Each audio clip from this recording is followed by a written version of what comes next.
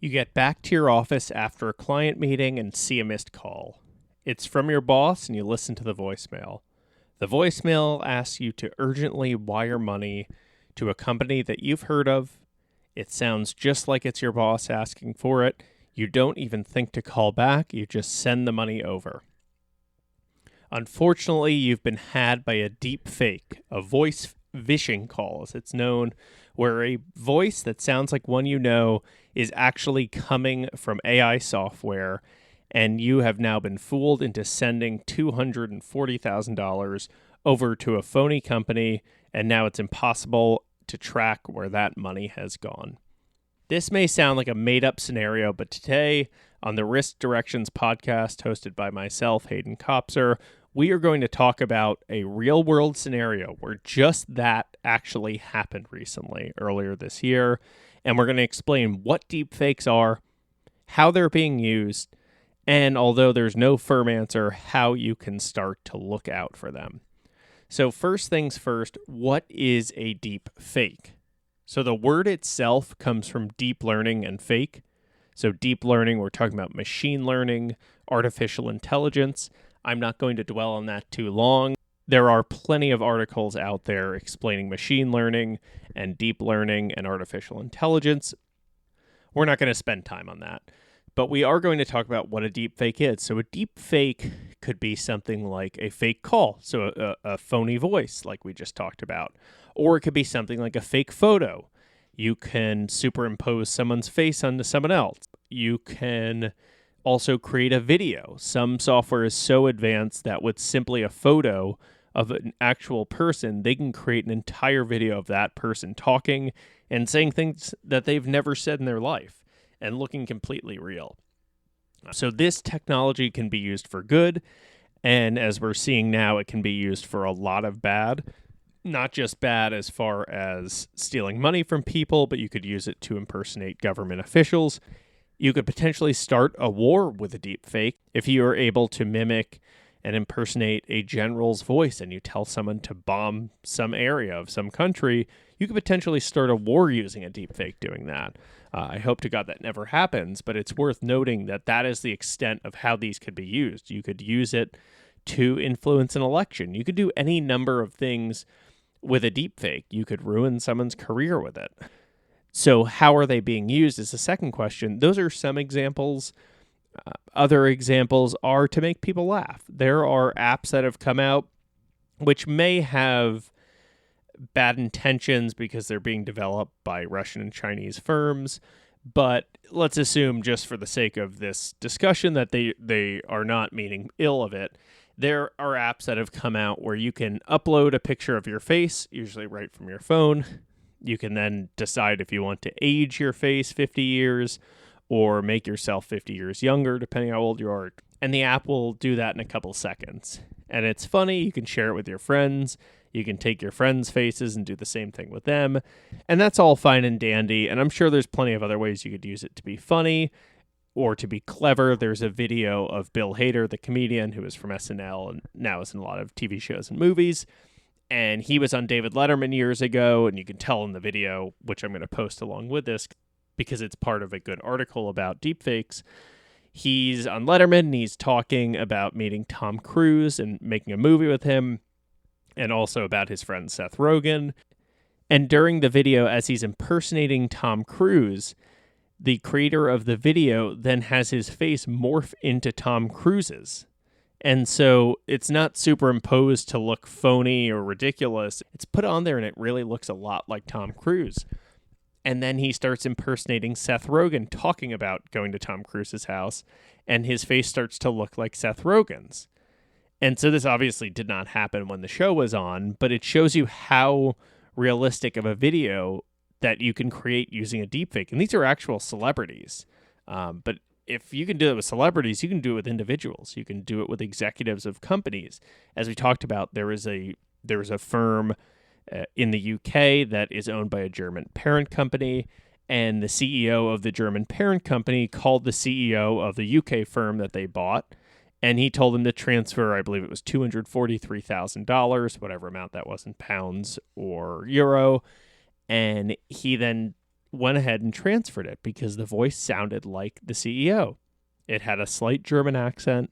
It was a totally reasonable request. He said to send it somewhere in Hungary. It sounded logical. He said they were going to get reimbursed for it right away. And so he sent it. And then thankfully they attempted to do this again, and he did not send money again. And thankfully for their sake, their insurance company over in Europe actually paid for the complete loss of funds. So there is now coverage available for this. If you want to learn more about that, you can reach out to me about cyber coverage in general and specifically for cyber fraud, which this is simply another example of. Maybe a more complex example than we're used to seeing, but an example of cyber fraud nonetheless. That's a means of taking money from someone. That's how it could be used to generate financial loss. You could also use it again to start a war. Maybe that's an extreme example, but you could use it to influence an election. Maybe you create a deep fake of a politician saying something very offensive, or you create a deep fake of a politician talking about how stupid they think all the voters are. They may have never said that, but you can create, using their voice, which is readily available, an audio. Maybe you say it was a hot mic audio of them insulting every American voter, and then people hear that. They think it's real. They hate whoever the politician is. Maybe they're running for president. Maybe they're running for some other local office, and they decide not to vote for them. They may never hear that it was a deep fake. All they need to do is hear what that person allegedly said, and it may influence their vote. And so you see instantly how powerful this technology is. And I think in the next 5 to 10 years, you're going to see this vastly overtake things like typical ransomware and email scams and so forth, because it is just so impactful. And the more developed it gets, the cheaper it's going to be able to use software that does this. Who invented the software? There's some debate about this. There's an individual named Ian Goodfellow in New York. We'd call him Ian Goodfella. He now works for Apple. He was supposedly one of the creators of GAN, Generative Adversarial Networks. They are more or less the technology behind the concept of a deepfake. There are other people who supposedly had influence in this field. He doesn't necessarily say that he got the idea from anyone, but the guy's 33 or 34, according to his Wikipedia page, so let's assume his age is in that range, roughly. So he's a young guy. This is young technology.